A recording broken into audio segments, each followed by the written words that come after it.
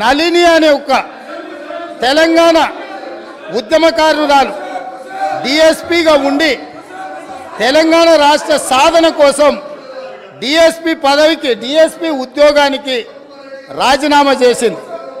ఆ నళినికి తెలంగాణ రాష్ట్రం వచ్చిన తర్వాత పిలిచి ఈ రాష్ట్రం కోసం తెలంగాణ సాధన కోసం గ్రూప్ 1 అధికారిగా ఉండి నీ డిఎస్పీ ఉద్యోగాన్ని రాజీనామా చేసినావు.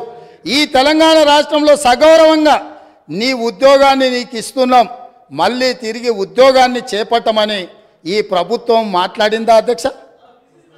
కానీ ఒక తెలంగాణ రాష్ట్ర సాధన కోసం త్యాగం చేసిన నళినికి మాత్రం ఎలాంటి న్యాయం జరగలేదు.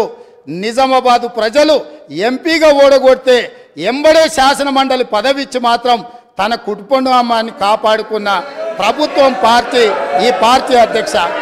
వీళ్ళు ఈరోజు